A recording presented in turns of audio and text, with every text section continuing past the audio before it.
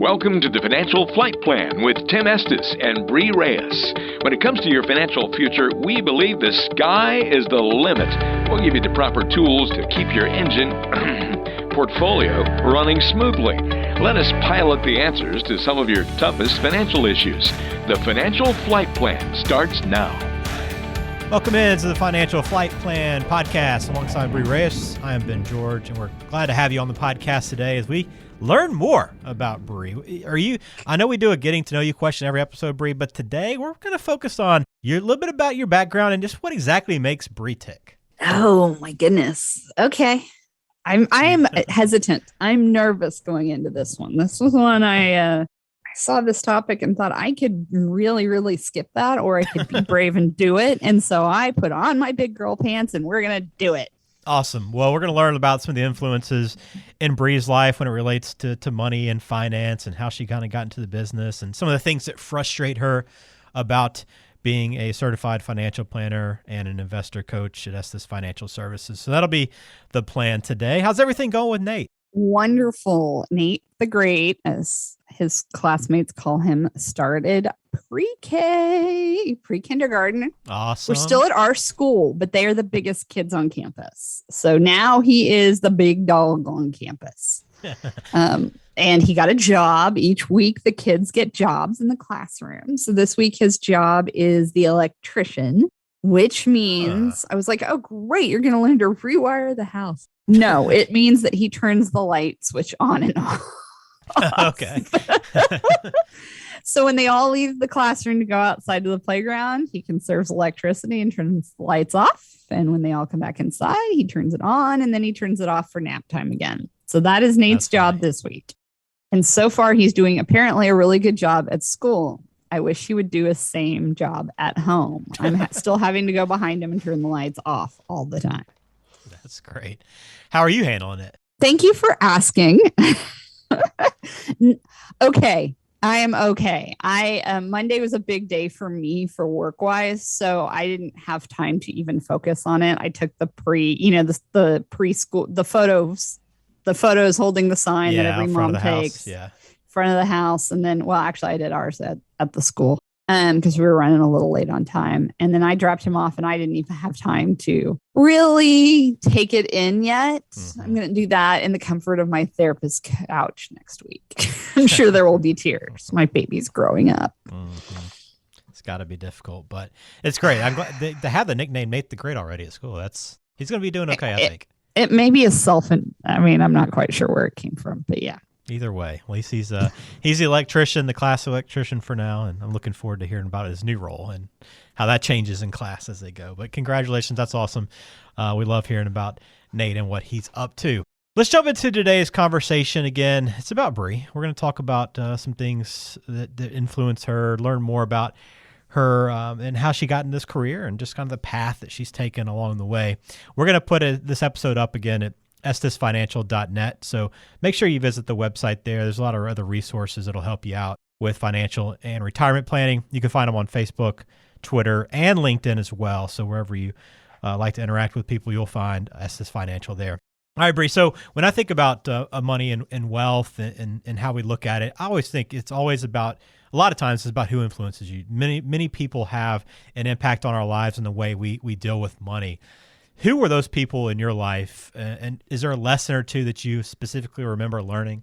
Oh, it's funny because I have 4 parents. That's not really a secret around here. I think we talk about it quite a bit. But Tim, my father, my business partner, and my dad is actually my stepdad. He came into my life later on. And all 4 of my parents view money very differently, which was interesting to me as a child because my biological father is in Kansas oil and gas, which is not a steady income stream.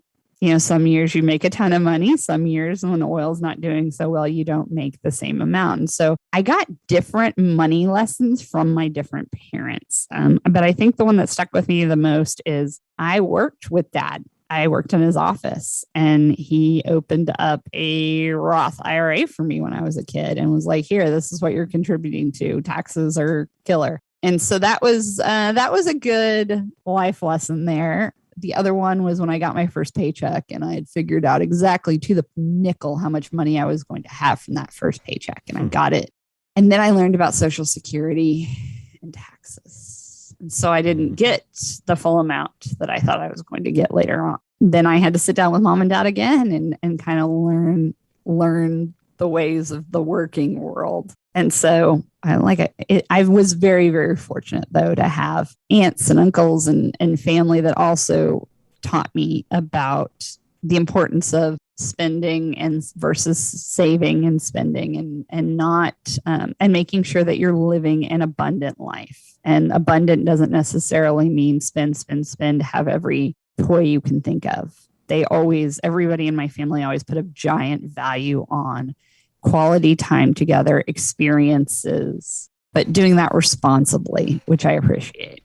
Yeah, it's awesome to have some people in your life that can help you with that. And it's a blessing to be able to learn from people in that respect, and it really helps you out. Is that why you ended up in the financial business, just having those influences in your life, or was there another reason for the decision? Well, I mean, the biggest thing I think was seeing what happened to my grandparents. Yeah. I think Dad's talked about this on the podcast before, but we were living out in the Bay Area.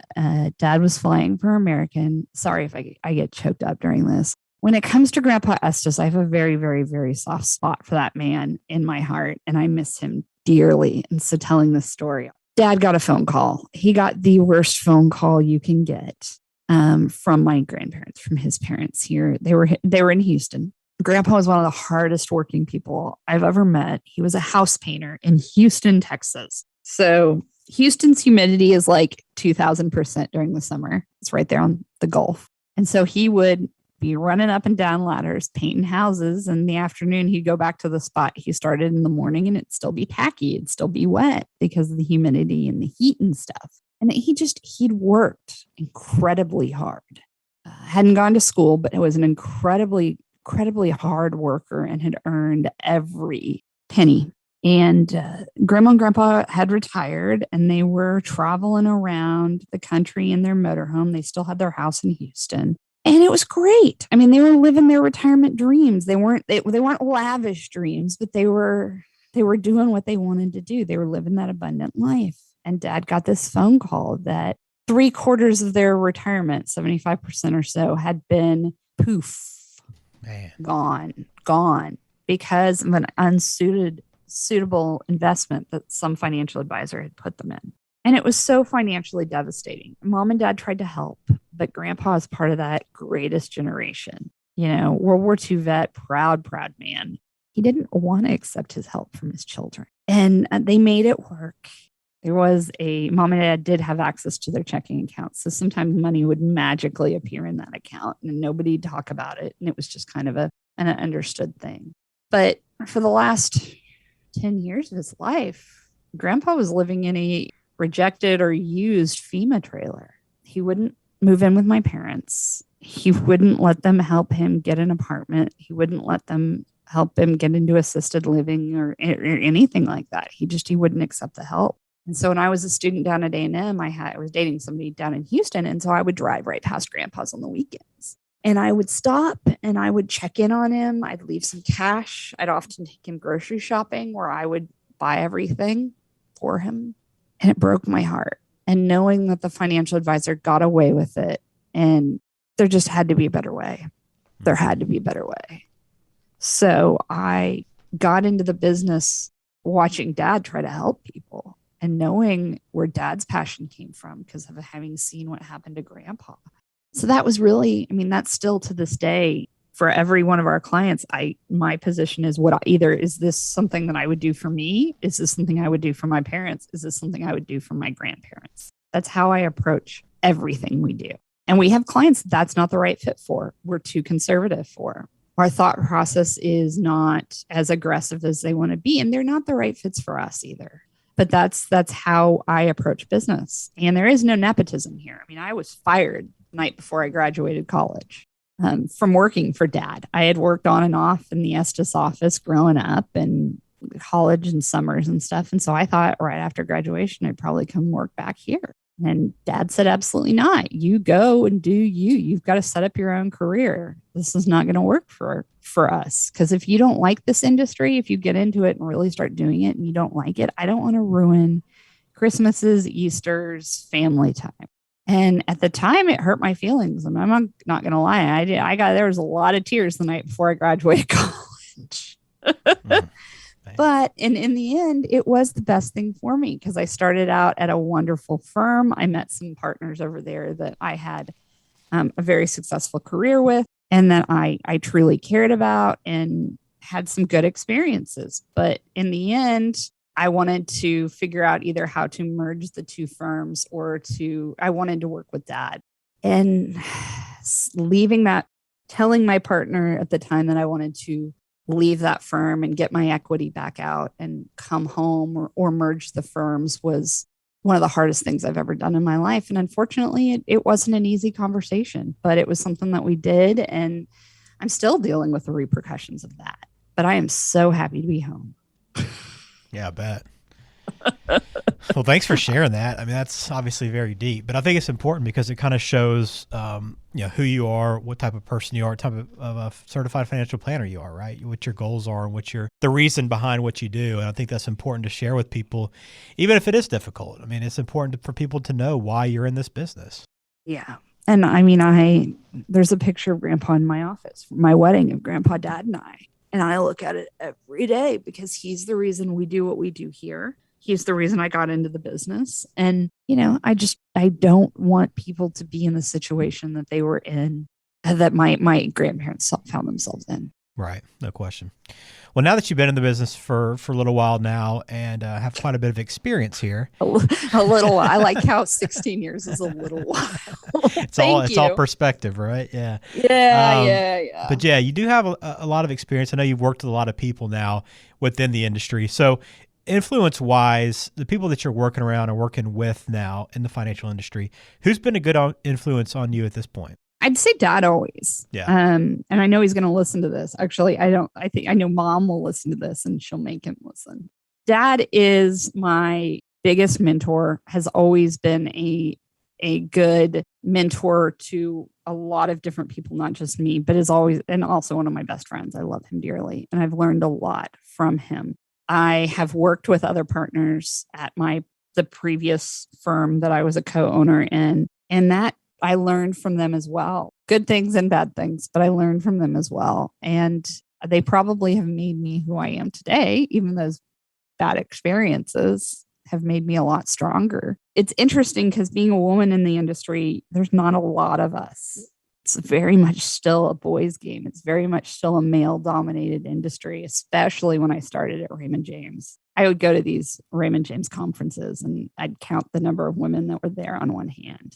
And everybody'd want to go out at night because that was fun to them. And I was like the little lady. I was like, can we get back to our room? I just want to watch TV, have a bubble bath and go to bed. Like, I'm not the one that you want to go party with at these things. But now I've developed a really good support system of other women CFPs, other women certified divorce financial analysts that we have a mastermind once a month and we can talk about either stuff we're dealing with in the industries or just life or just being a business owner and just the markets and stuff. And it's really fun because that isn't encouraged often at all.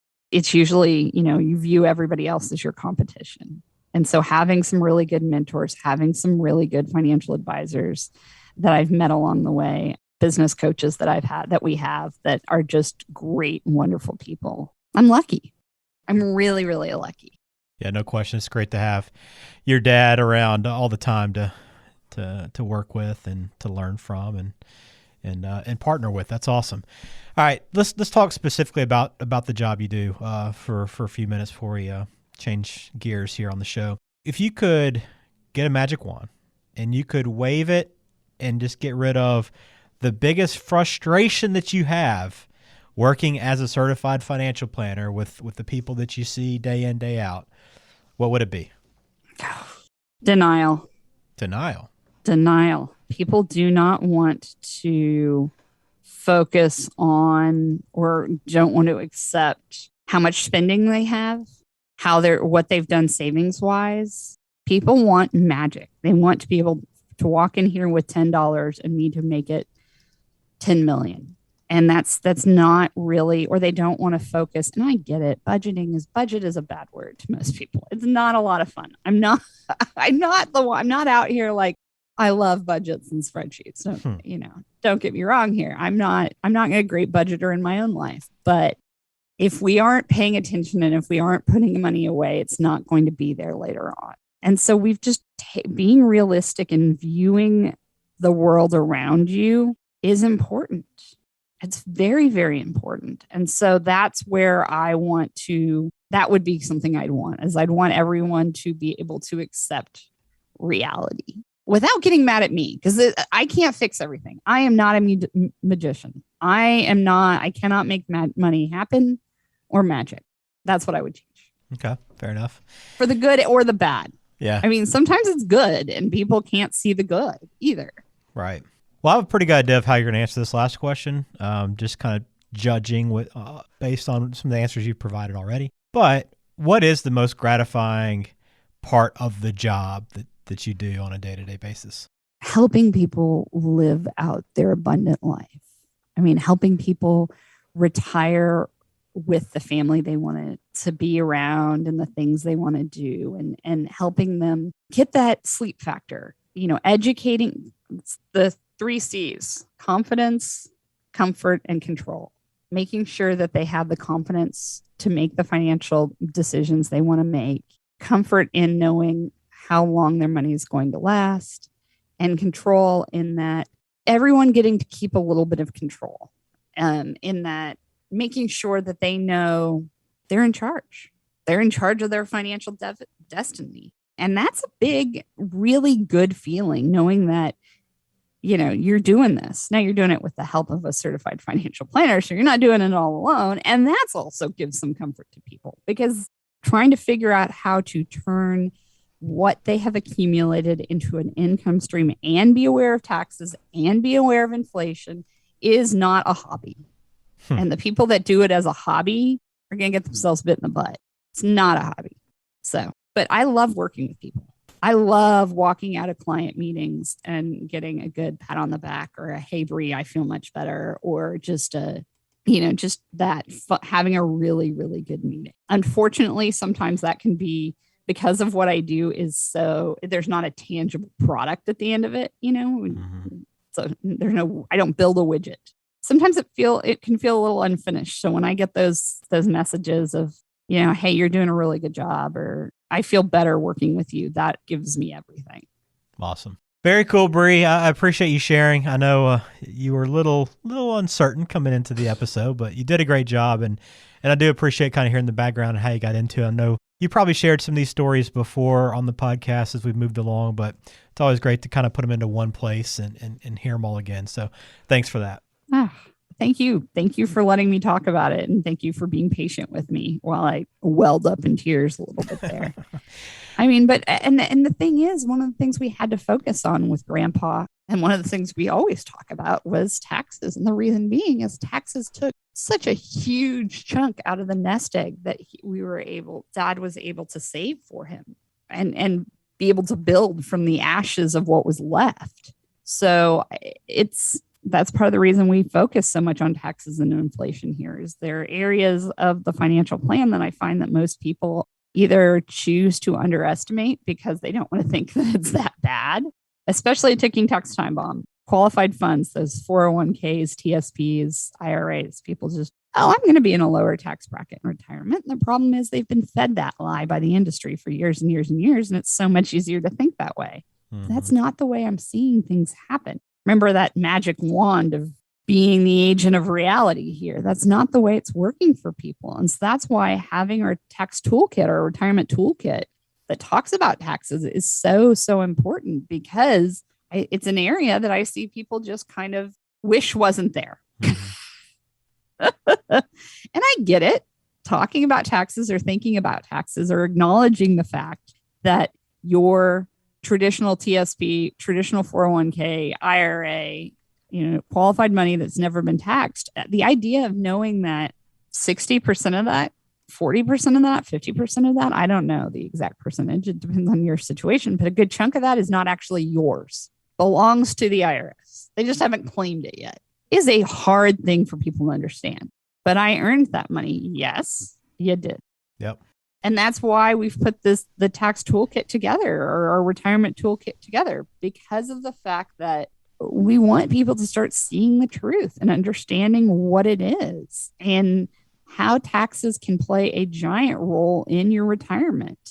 And so that's, I love our toolkit because of the way it focuses on those things. And I love the fact that we've put one together specifically for federal employees, because they have sometimes an even bigger challenge. But in order to get that, in order to get the book and the special reports, all you have to do, it's super easy. We've made it as easy as I can, is reach out to us. Shoot me an email, Bree.Reyes, Reyes, at estusfinancial.net, or info, at estusfinancial.net, and say, send me the toolkit and give us your name and your address, or your email address, and we'll get one out to you. And a lot of people have gotten it, and I get a lot of really positive feedback on it. So I want to make sure we get it out to you too. Definitely. Thanks for that offer as well. Take advantage of that if you haven't already. All right, time to get to know Bree Reyes away from work a little bit. Today's question for the show is, what's your favorite fast food restaurant? Ooh, I love a good burger. Yeah?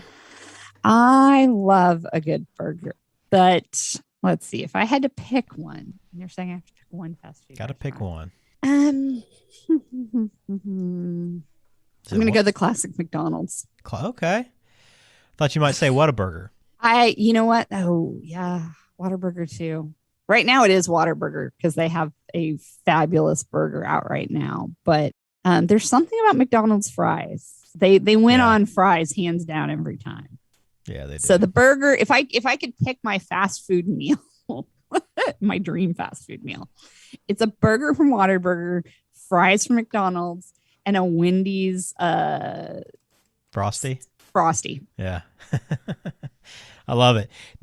Can you classify a place like Torchy's Tacos as a fast food place? Do y'all call that fast food down there? God, I love me some Torchy's. I do too.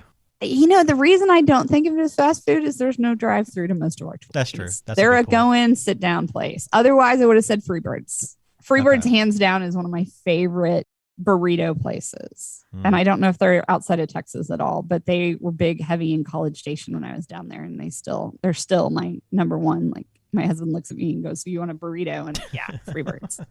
Like, there's nothing. I don't know Chipotle exists. In my world, it doesn't exist. Oh yeah. There's Freebirds and nothing else. So yeah. Oh, that sounds amazing. I'm getting hungry. Let's go ahead and finish up this episode. I got to get some lunch. Sure. Let's get some lunch. We got a question from Holly. This question came in. She's in Arlington. She wrote you, Bree. She said, "My neighbor retired 2 years ago and has decided that he needs to go back to work because money is too tight. I just retired last month and I think we're fine, but now I'm a little worried the same thing might happen to me. How can I make sure I don't have to go back to work?" Get a second opinion.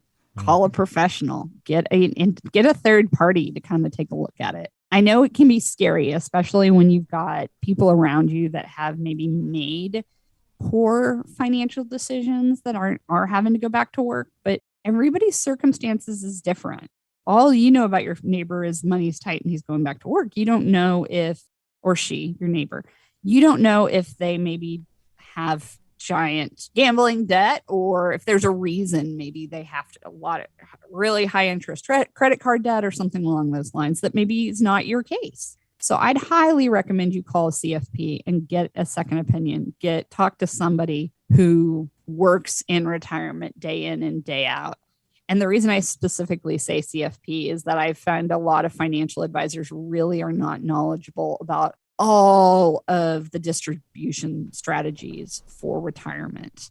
So that's what I would do. I'd call a CFP, Holly, and sit down and kind of talk with them and go over it and just get a professional's opinion on it. Yeah, that's always the best place to start. If you have any questions or unsure about things, that's always where you want to begin things. So thanks for that question, Holly. Again, send it in question to us via the website, estusfinancial.net. Scroll down to the bottom of the page. You'll see a form you can fill out. You can also request that ticking Tax Time Bomb Toolkit. It always trips me up. Through the website as well, if you prefer to do that. Either way, check them out. There's plenty of resources there. But you can also find SS Financial on Facebook, on Twitter, and on LinkedIn. And you can call the office. Call Bree directly or her father, Tim. 817-444-8402.